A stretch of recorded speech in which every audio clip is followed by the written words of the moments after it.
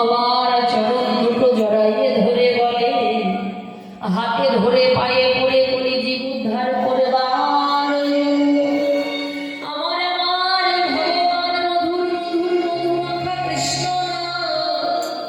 কলিহত জীবের দ্বারে দ্বারে নিয়ে নাম প্রচার করিলে।